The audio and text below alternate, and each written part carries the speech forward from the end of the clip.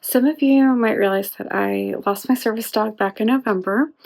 So, when I tell you how excited I was to do this interview with Tara Moriarty from the Therapeutic Canine, I have been just chomping at the bit for this. We go over so many things that I think are so important, and we don't really, there's no guideline on getting a service dog. And she goes into incredible detail about when you should really consider getting a service dog, the questions you have to ask yourself before you even start looking at those adorable faces, and also what you can expect to pay, and some red flags, some green flags for trainers and for breeders, and also whether the breed matters or not. I hope you really enjoyed this episode. I definitely did. And I think I might have convinced Tara to come back a few more times to give us a full look at this. We could not cover everything in an hour. So we're going to do, I'm hoping, like at least a 6-month long series where we talk about from the very beginning of I think I might need a service dog all the way through training. So I hope you join us with that. I hope you follow Tara. If you go over to our website, you will find under show notes direct links to her. So if you have questions, if you are looking for her help, she does do a virtual training session. So anywhere in the world, you can absolutely hire her. And if you have questions that you would like us to discuss while we're going through this series, just let us know. You can hit us up. I will have Tara's social in our show notes. Our socials are very easy. It's just at Invisible Not Broken. You can find us anywhere you listen to podcasts. And if you want to see Tara's really cute dogs, consider following us on our YouTube channel because, oh my goodness, I don't think I'm going to edit this out because it was just so cute and fun for us to be talking while the dogs were being dogs. So join us, be kind, be gentle, that includes with yourself, and be fierce. Hi everyone, I have been waiting for this interview. I have been so excited. You might have seen me post and ask for questions. I'm going to interview Tara Moriarty, who runs the Therapeutic Canine. As some of you know, I lost my service dog about 2 months ago, which is still breaking my soul and heart. And now I'm looking for a new one. So while I was scrolling through TikTok, I ran across Tara and begged her to come onto the show. So hi, Tara. Hello. So I wanted to know a little bit how you started this. Did you need a service dog? Did this just So, be a need you needed? You saw and you're like, I know how to fill that need. it's kind of an amalgamation of a couple different things. I do need a service dog. I do have my own service dog. I got into dog training before I realized I needed a service dog, so that was very convenient for me because service dogs are expensive. Do you want to give everyone But a I grew rundown up in on how much? I don't think people realize how much that costs. if you're buying one from a program that's fully finished, you're looking at anywhere from $20,000 to $40,000. The nonprofits that give away service dogs, either for low or no cost, usually under $1,500, but 15,000 would be considered a low cost service dog. And those, because they're nonprofits, they have to post all of their stuff online for you to see. So their dogs cost them as a business around $40,000 to $60,000 to train. And there's other less expensive ways to train a service dog, but then you end up having to do the majority of the work yourself.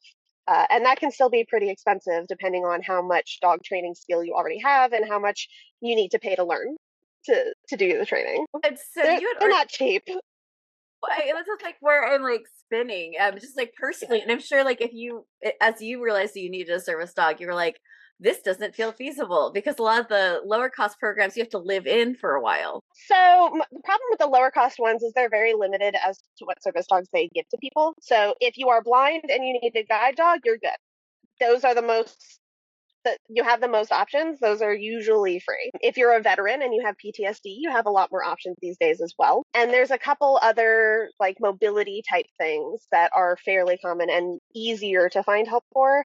But if you've got something like POTS or you have a need for a psychiatric service dog and you're not a military veteran and other little smaller things that aren't quite as well known, you're kind of shit out of luck. It's hard to find a nonprofit that is even creating dogs for you, unfortunately. By the time I realized I needed a service dog, I was already training service dogs, so I was not worried. I was just like, oh, this will just be my next something that I do with one of my dogs.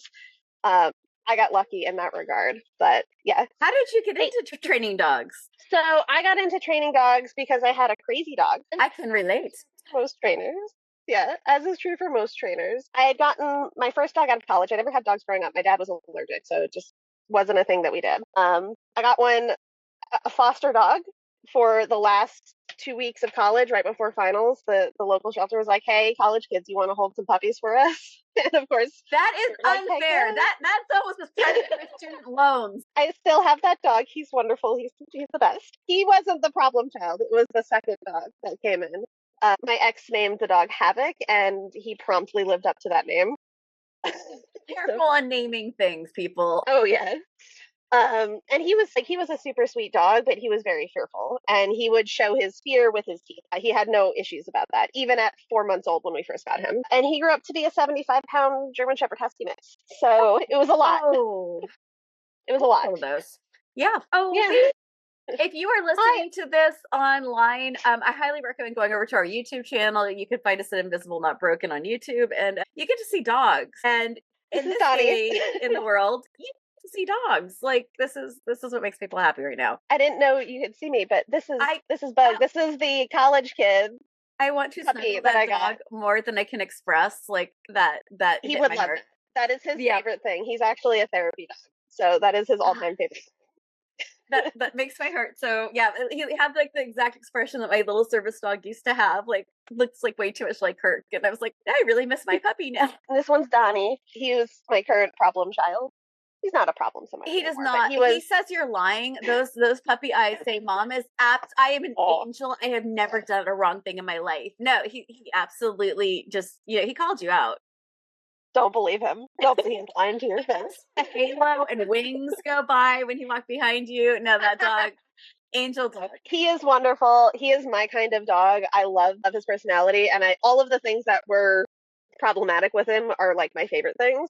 So it works out well. But he was going to be euthanized because he was not able to be placed into a home because of all of his shenanigans.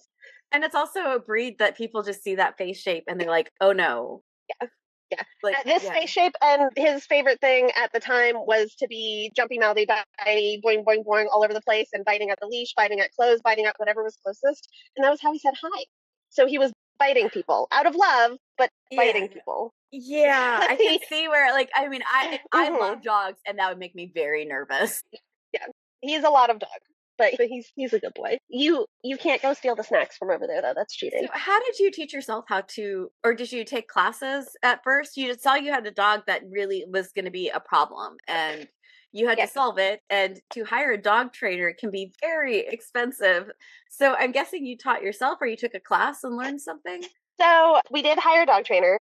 So when we got a dog trainer, I was living with my ex at the time. I was married back then. We ended up sending Bug away to a board and train for 4 or 6 weeks, and then the trainer came and worked with Havoc in person like once a week during that time. So we did put a lot of money into getting some training help. Unfortunately, the training style that we went with was not the best because that was just what was available and that's what sounded good. That's what sounded like it would help based on what I was researching at the time, knowing absolutely nothing about dogs, having only gotten my very first dog in my whole life 2 years before. Not even.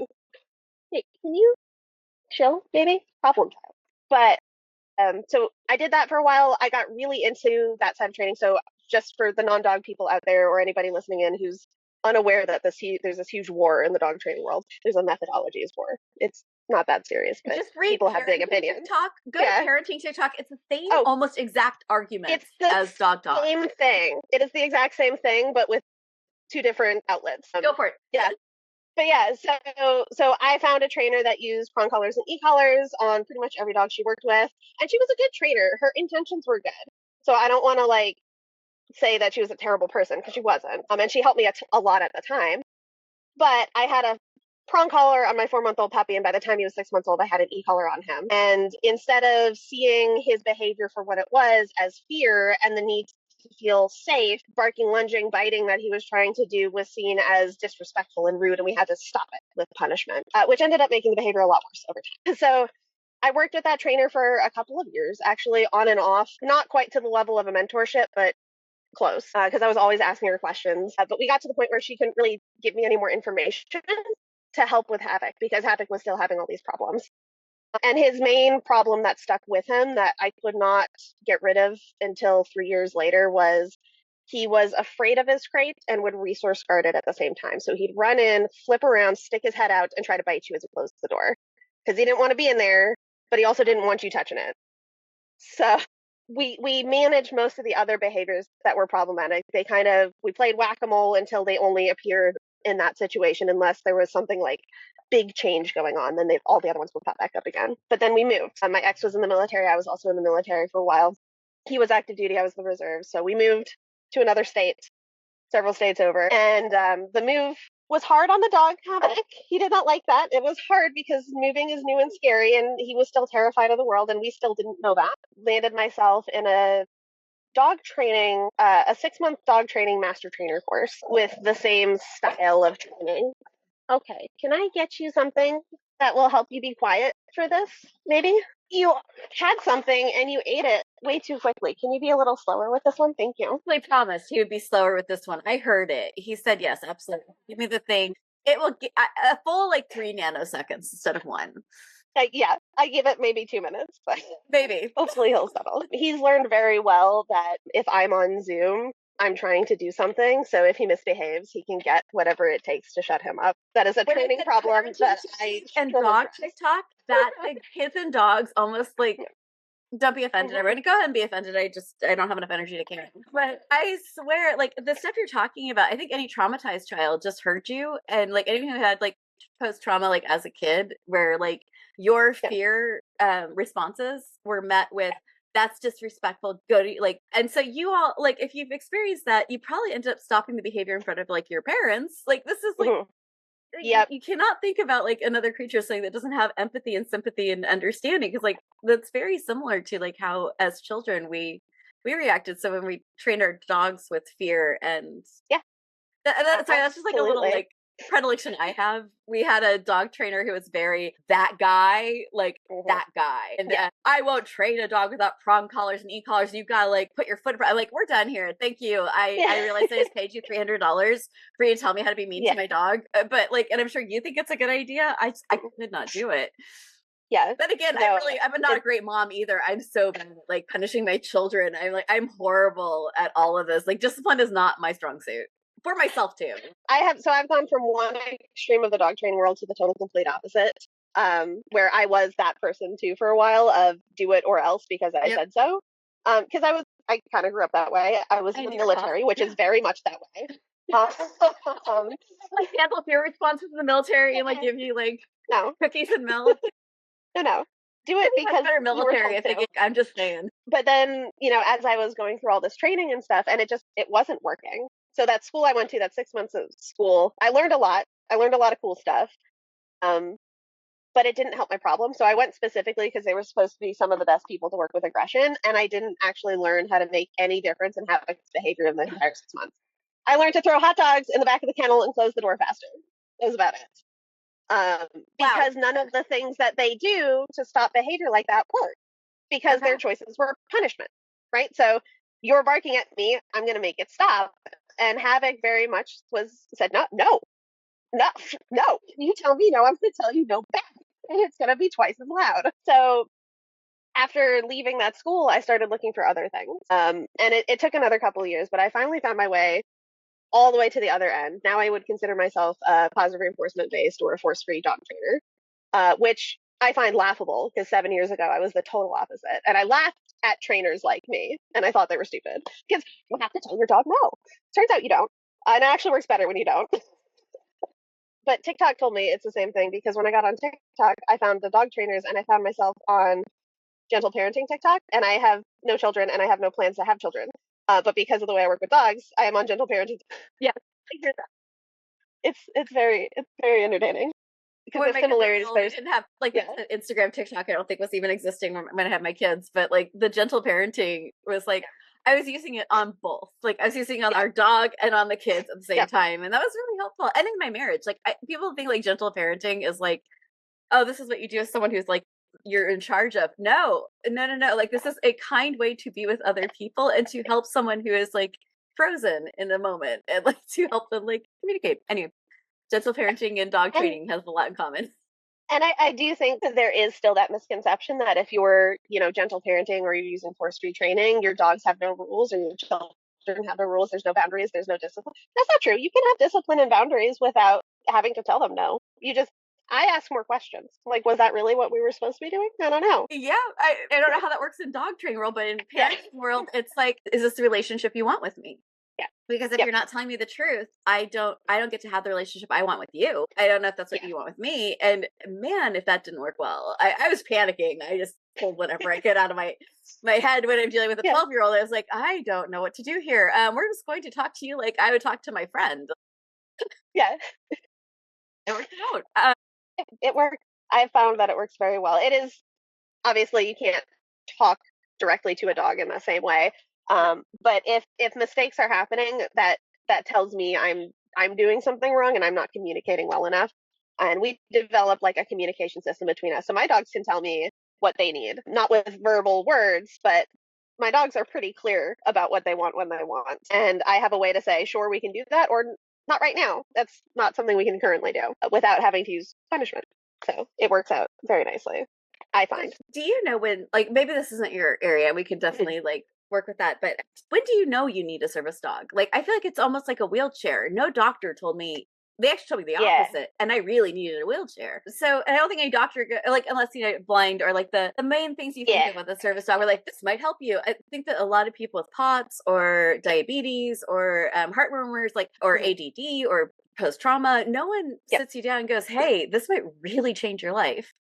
When do you think it's like time to consider? I think people consider it way too late most of the time, especially because I work mostly with psychiatric service dogs. I'm autistic, I have ADHD, I've got some other physical stuff going on too, but like that's my main stuff. That's the main reason why I have a service dog. I found out I needed one because I was training a service dog for a program, and then the service dog went home and I felt worse coming out of my daily life. And I was like, oh no, I needed that. So you can find out that way, but that's a hard route to get into to find out. And especially when it comes to psychiatric service dogs, most people are kind of in that mindset of, I'm not bad enough to need it. That I feel like that comes hand in hand with psychiatric disabilities in general, though, that kind of thought process, line of thinking. Not this one. I've seen this carousel ride. But my first thought is, if you're thinking about a service dog, you should probably look into a service dog, because people who don't need them don't think about them like that. They're not going to consider it as an option if that's not something they do, unless they just have a dog that they just want to. There's people that are doing dumb stuff that are just taking advantage of the system. But most people who are thinking about, do I need a service dog, and worrying about not being sick enough or bad enough to need one, those are the people that probably need them the most. A lot of times people start thinking about service dogs when it's a little too late, because that is something that most people don't know, is you can actually be too disabled to have a service dog. Because if you can't take care of yourself enough day to day, you definitely can't take care of a dog who, although the dog will be helping you and taking care of you, they're still a dog. They don't have thumbs. There's a lot of things they can't do for themselves, and they're going to have days where they just can't do work, because sometimes they get sick, sometimes they get hurt, sometimes they just have a bad day, because they're living, breathing creatures. So it's this point at which you're not able to go out and do your daily tasks well, but if you had a friend who could go with you, you'd be able to accomplish more. That's around the time frame where I would start looking into it, because that shows you that little bit of extra support, even if it's just that emotional support, that's enough to help you throughout your day. That's when you should start looking into one. Emotional support is not a service dog task, so I just want to make that clear, because that was kind of a bad example to use, because that can't be the only thing a service dog does. But, if you're going out shopping with a friend, then they're probably helping you push the cart or helping you in other ways other than just emotional supportive being. Something that a dog can be trained to do, then a service dog can do it. So that's a good guideline. Does breed matter, or is there a particular breed you think would work particularly? And this is a ton of guys. It's a podcast. I'm just getting advice here. Thomas, what do you feel like I've heard different advice on what kind of breed to get, and then I've heard it doesn't matter. So I'm really curious if you feel like there's, like, in an ideal world, this is the dog I would definitely choose for service dog. But if you already have a dog and you're training it, that's okay. I'm just curious where you land on that. So in a broad sense, breed doesn't really matter. Temperament matters most. So a dog has to be confident. They have to be stable in any environment. They have to be interested in working with you. They have to enjoy it and have fun with it and have a desire to do things with you.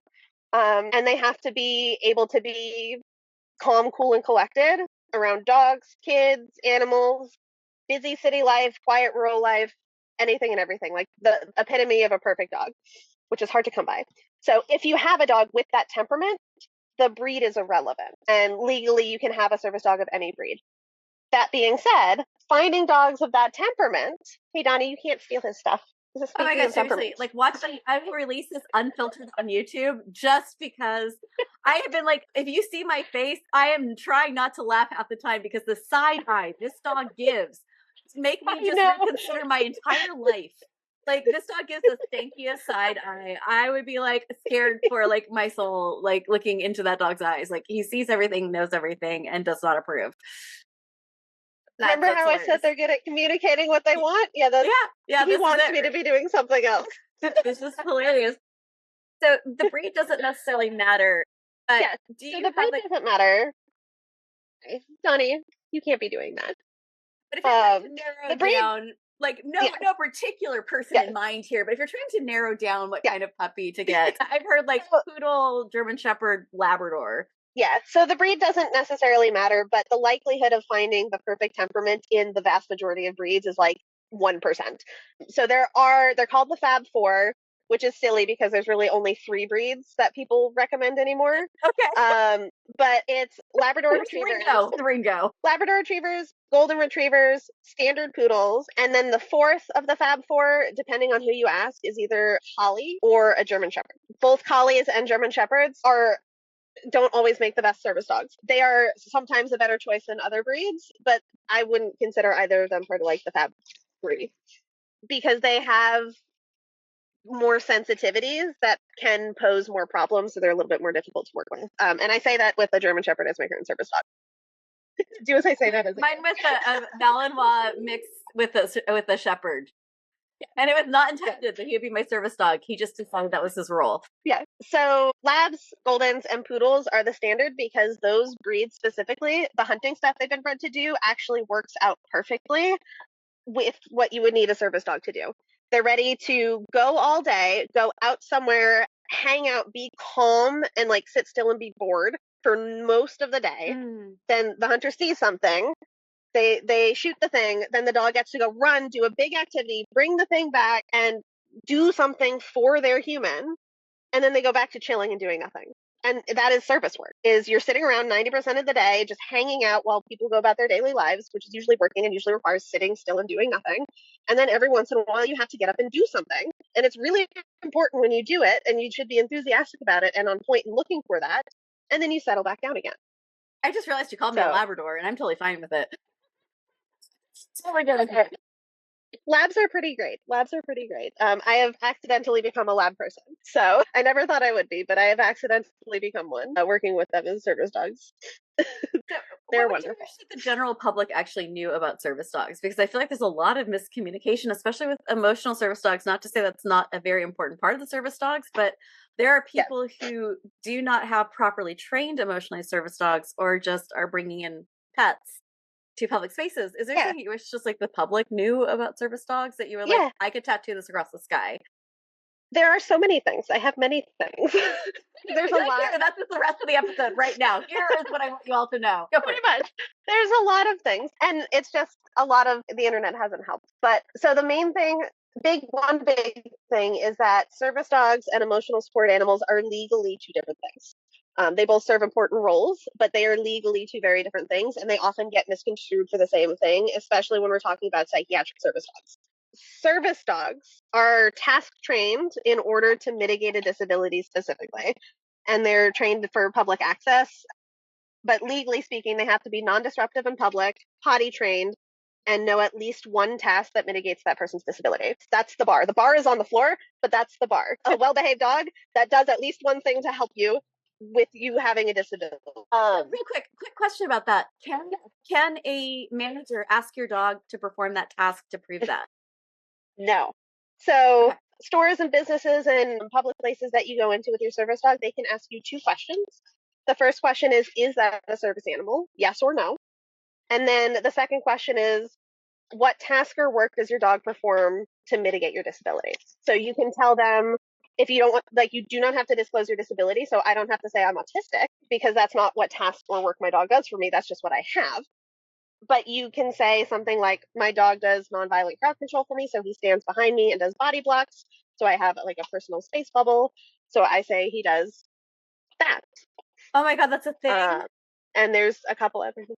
That is a thing. It is Ehlers-Danlos so handy. people. It's my most used zebras.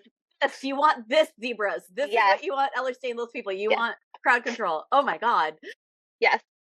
And there's another form of crowd control where the dog circles around you. I trained my dog in that. I didn't actually find it useful for myself. I felt it drew too much attention to me and that set off my anxiety. But I know a lot of people who really love it and find it very helpful. So all of these things, service dog tasks are very specific to the individual, and everybody's service dog is going to be a little bit different. So, but when it comes to tasks, as far as legal tasks and what that can be, is it has to be something that's trained. So that means emotional support doesn't count, because any animal can give you emotional support just by existing. So the dog my has cat to do does that, by the way. My cat has like written across her pillow. Just saying. Yeah. They are very good at emotional support. I would make the argument that it should be more legalized because there are so many people that would benefit from it. And as long as those emotional support animals are then trained to the same level as service dogs, we wouldn't have as much of a problem. And I think part of the reason why there's so many people bringing dogs into spaces where they don't belong is because they actually do need them. They just don't know how to go about it legally. And I think that's kind of unfortunate. That's such a great, compassionate, and true take on this, because no one wants a dog that's misbehaving. That's real suffering. I know this because I had a misbehaving dog. Goddamn it. Suffering you experience, it's like you're like, I swear he's a good boy, but I literally don't know what else to do, and I can't keep this dog locked up. Like, yeah. That's a really good way to phrase that. What would you do to solve that problem? Like, because everyone who has dogs, like, especially as you mentioned, sometimes you get too sick for a service dog. But a lot of us with degenerative diseases, we start with that place, but then we end up in another place where we're not able to give the care to the animals we thought we could. What do you think is the solution there? Is there anything? If you have some kind of degenerative issue going on, my first thing would be, definitely take advantage of the service dog while you can. They're going to be very helpful, especially as your disease progresses. They're going to be able to help you more. But you also need to have a plan in place for what happens when you can't take care of the dog anymore. And for some people, if they live in a family, that's easy. My spouse will take care of the dog. My child will take care of the dog. My child over the age of 16, at least, please don't put a 5-year-old in charge of a dog. Somebody else in the house will take care of some of those things that I can't do anymore. If you live alone, that's going to look different. So you're going to have a plan of, who can I rehome this dog to when I can no longer have it help me? Like, or where do I go? Because I will also then need the help myself. If I can't take care of a dog, I can't take care of myself either, probably. So where am I going? And can that place where I go be a place where my service dog can come with me? Sometimes yes, sometimes no. Depending on the place and the level of support and what their setup is like. So you would definitely need to have a plan in place as to what happens with the dog once you hit that point. That is a really good. We see this in like shelters all the time, and I'm just wondering if there's like some sort of charity or service that helps like people who have like out their ability to care for their service dog is beyond what they can do, and then they can rehome the service dog somewhere. I just wonder if there's like some sort of like, and if there doesn't exist, or it does exist and not in your state, hey, look into making this. That's not a bad nonprofit to create. I've never heard of anything like that. That doesn't mean it doesn't exist. But I've personally never heard of any. That's what I've been looking for. So if you have free time on your hands. Shelter dogs. Yeah, with my work with shelter dogs, I also know it's hard just finding places for any dog right now. So that is a problem no matter what kind of dog it is, unfortunately, looking for a new home. So if it's somebody with a service dog, when I'm talking to them about starting the service dog journey, that's one of the things we talk about, is to already have a plan in place before you bring the dog into your home. What else do you want people to know? That's brilliant. And I don't think anyone, like, that's like people who get married and they're like, we're not doing therapy before marriage. We're going to like plan a wedding. I used to be a wedding photographer, by the way. So just first example popped into my head. So what else? Because like people don't always think, like, even like a family is just getting a puppy. They're like, we need a crate, we need food, pee pads, leash. We're good. What do you want people to know and to understand before they bring home a service dog? What should you be considering before you go down that journey? So there's a whole bunch of things. The first thing would be, can I support a service dog day today? Is that going to help me or hurt me over time? What can a service dog do for me? Are these things that are actually helpful? Or are these things that I think might be helpful, but I don't know? If you don't know, I would try to test drive stuff if you can. Sometimes that's hard to do. Um, but coming up with a list of things that will be helpful for you so you know where you're going with the training. Then looking for the breed that's going to be best for you. Labs, Goldens, and Poodles all have very different temperaments. If it is your very first service dog, please, I am begging, use a lab, a golden retriever, or a poodle, even if you don't think you like them. They are going to make it easier on you on your first go around training a service dog. Because you'll also likely be learning how to do dog training at the same time, and learning how to do dog training and train a service dog to a high level of training, all with a dog that is not suited for that, is going to make it way harder than it needs to be. And we are getting service dogs because we are disabled and we need our lives to be easier, not harder. So lab, golden, or poodle, please, and thank you. um, you have opinions on this too, Donnie? Left out. He's like, dude, I did not hear my breed in here, and I am the best boy. Look, I am the best boy. Look at that. You would be a terrible service dog. He barks.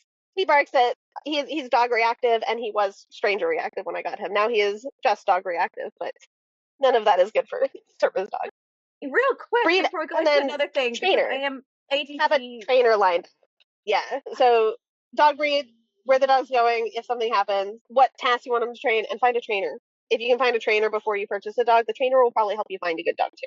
That's a really good point. How do you go about finding a good dog? I've been looking like crazy, and it's so hard to, even if you go to the AKC website, the prices like for a Labrador is like 1,500 to like I'm not gonna say, but the prices are very different. And then I don't understand the world well enough to know, does the price mean a better dog, or how do you choose a good breeder if that's the way you're going, or do you feel like you could go to the SPCA or a foster and get a dog and train it? I would find a dog trainer to work with. Okay. That is the best answer for that, is find a dog trainer who regularly works with service dogs in order to help you find a good service dog. You can find one in a shelter. There are plenty of people who have service dogs that came from a shelter and make wonderful service dogs. But if you're going into a shelter by yourself and you don't know how to read dog body language and understand what the temperament of the dog is going to be, and how being in the shelter affects that temperament and how it might look different out in the real world, you're going to set yourself up to fail. So bring somebody who knows what they're talking about. And then also, dog trainers will know how to find breeders. They'll know how to find people who can breed the right kind of dog. They'll know what to look for in a breeder. They might even know breeders locally to you. But if you're looking into breeders yourself and you want to kind of find some options as you're also maybe looking for a trainer, look for breeders who have proven that they can make service dogs happen. You'll see breeders that have had, multiple generations of their dogs go on to be service dogs.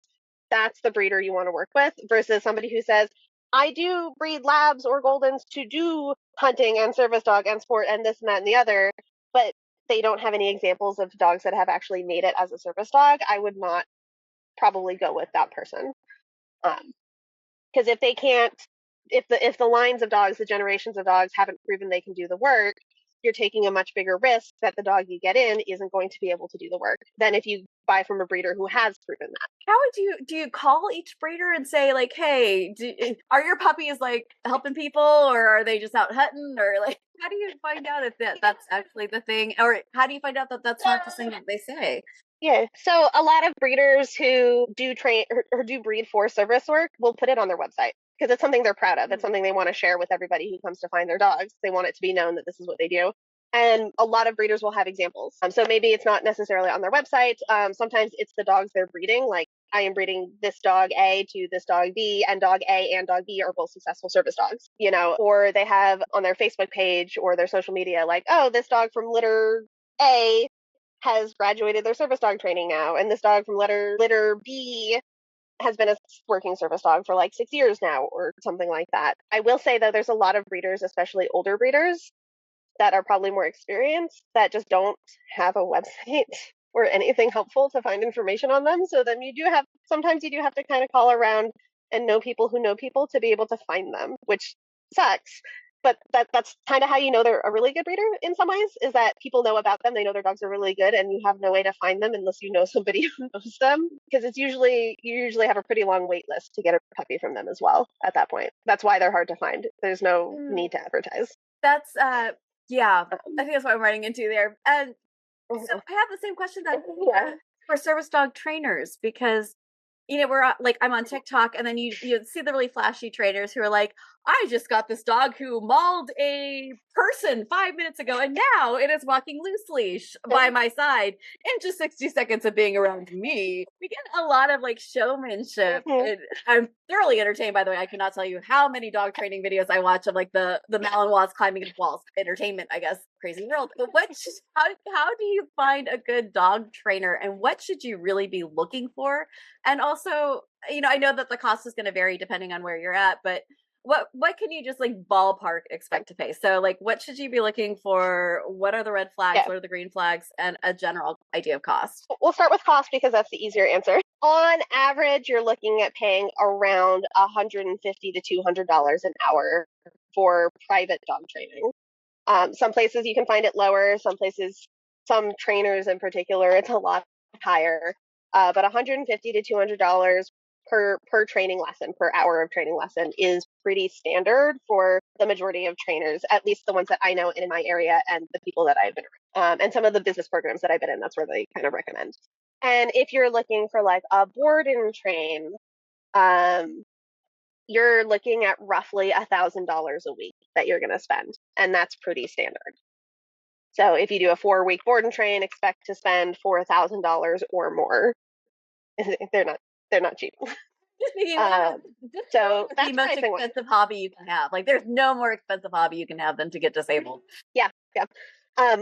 Luckily, though, for like service dog training, there's a lot of people that are putting on like group programs or like in person or online group training classes and other lower cost options. And there's even a lot of free stuff out there, free information out there. I can't always guarantee it's good information because it's free, but there are resources out there that are lower cost. But the lower the cost the option is, generally speaking, the more work you have to do yourself to make it happen. But then how do you find a good dog trainer? That's a hard one because our industry is unregulated. People can say one thing to your face and do something totally different with your dog. My recommendations are to find a dog trainer that you click with. So if you can snoop through their social media, and if you resonate with a lot of what they're saying, if what they're doing and how they interact with their dog makes you feel good, and you like the relationship that you see they've built with their dog, and you like the interactions that they're having with their dog, and they're not saying things that don't make sense to you, or if they don't make sense to you, the explanation helps it make sense. And I would talk to people. So like, call the trainers that you're interested in and have a conversation with them. Most of us will do phone consultations because we also want to know if we want to work with you and if we're going to click, or if it's just going to kind of suck for a while because we don't like each other. And it doesn't work out very well if you start working with a dog trainer and you don't get along with the dog trainer. So that would be priority one. But from like a training perspective, I would look for people who are more positive reinforcement based. As a force-free trainer, surprise, I want you to go to other force-free dog trainers. But even if you were to choose a trainer, but even if somebody is like wanting to have the knowledge of how to use like a prong collar or an e-collar, look for a trainer who uses those tools, but also uses a lot of positive reinforcement, because they are actually able to teach dogs things. Not to hate or diss on trainers that use a lot of corrective tools in their training, but smashing down stuff and stopping things is not the same as teaching. And the more they use those training tools, the less actual teaching is occurring. Behaviors are formed, stuff is learned. They are doing something. And I say this as somebody who used to train that way, so hopefully I don't offend too many. I'm ruffling all sorts of feathers in the dog training world. No, I just thought that was just such a brilliant bit. I was like, oh my God, like I want that, like that works for people too. But especially for service dogs, you cannot force a dog to do service work. They have to want to do it, or they're just not going to do it. So if you are in a medical episode, like if you're training a POTS dog and they're, recognizing the odor of an oncoming medical episode, if you don't know that it's happening, you cannot force your dog to alert you to it. They have to want to do it. And you're going to get much better results for getting a dog to want to do something because they feel like it versus because they were told they had to. the more positive reinforcement you see being used, the more likely it is you're going to have success with those. That is amazing. Do you have any red flags for if you're interviewing someone and you're like, this is, if I saw this in a trainer, I'd be like, thanks? If they put an aversive training tool on the dog in the first session, or they recommend using something before even meeting the dog. And I'm including things like head halters or front clip harnesses, which can be aversive in some ways. Less so than something like a prong collar and e-collar. But if the trainer's first recommendation is to switch whatever training gear you are currently on to something that will help to squash a behavior in some way, that means they're not actually looking to train your dog. They're looking to fit your dog into their training system. And that, to a degree, every trainer does, because every trainer has their way of doing things, but it also shows their lack of flexibility. Eaten up almost an hour, and I'm so bad because I would keep you here all day, just because I'm enjoying this way too much and I'm loving your puppies. And I also want to be really mindful about your time. So I think my last question for you is there a product for dog train that you're like, oh my gosh, get this yesterday, this is my favorite thing? And if there isn't, is there something that you wish someone would invent? I wouldn't necessarily call it a product, but I would like people to use more food with their dog training. Do you have like a favorite thing that most dogs love? Obviously, please don't use grapes, ever, ever, ever. Yeah, nothing that is going to be poisonous or deadly to your dog, please. That would be bad. But no, just more food. So people as a whole are very they want the food to mean I give you this in exchange for this. It's very transactionary, especially when we're trying to get our dog to do something. It's like, I will pay you this in order to get this. I want the food to be more free flowing. I want the food to just be, you're cute, here, have a cookie. Keep in mind how much you're feeding your dog, so you're also not creating a dog that is unhealthy and overweight. But oftentimes the easiest, simplest, and fastest solution to solving a behavior problem is just throw food at it, and it will stop. It will stop and teach a new behavior at the same time, because whatever they're doing that you don't like stops happening when the food enters the equation. And then eating food is an incompatible behavior with whatever else they were doing before. And then they learn to sniff too, if you throw a handful of food. And sniffing is a self-soothing behavior that can start to translate without the food present. I'm just impressed that I already knew to throw food at the situation, but it's at myself. So I think I need to fix that part, and then it might work out well. It can work for people too. It adds good feelings to situations. It probably shouldn't be the cinnamon roll I'm going to have after this. No, but just ups and downs. Throw food at the problem. And food can be anything. Like, food can be hot dogs, food can be kibble, food can be training treats, food can be a piece of food that you were just eating that's dog safe that you can give to them. But the more generous you are with your food, the more your dog wants to interact with you and do things for you because they want to. You have kind of coerced them into it by giving them a lot of food, but it's they're like, oh, this person gives me a lot of stuff, and they don't always ask for something in return, so they're more willing to do something when you do ask for them to do it. So that's my bias, though. There are trainers that do a lot of work without any food at all. I think it's easy to just carry around a handful of food everywhere I go and just, oh, that's a problem. There we go. Fix that. I can deal with it more in a complete way later, but currently that's fixed. I very much vibe with that thought process. Kara, I cannot thank you enough. I really enjoyed this time with you. And you do a program online, is that right? So if someone doesn't live in your state, They can still use your services. Yes. So I do private training sessions virtually, and I also just opened up a Mighty Networks thing.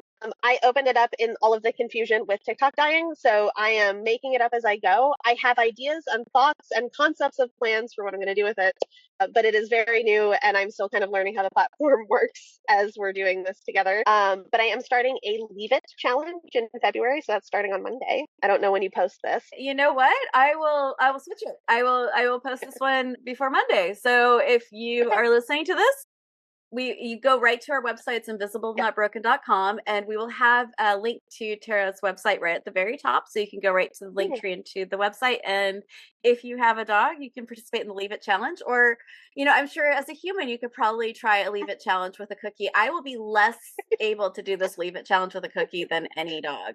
It won't be cute. Same. Yes. But yeah, so we're doing the Leave It challenge, and then the space is also currently all of it's free. I'm going to have some paid options later as I get that in the works. But right now it's a space to share training, share what you're working on, get some feedback, post fun things that you've done with your dog. And then I'm planning a couple of more group course type stuff later down the road. So that is amazing. So if you just head over to our website, you'll be able to click there. Also, you'll be able to click right to our YouTube if you want to see Tara's adorable dogs. That was way too much fun and made me completely unprofessional. Not that I'm professional ever, but I get to blame it on the dogs this time. And thank you so much for joining us. Be kind, be gentle in whatever way it looks like to be fierce, and join us next month for our next episode.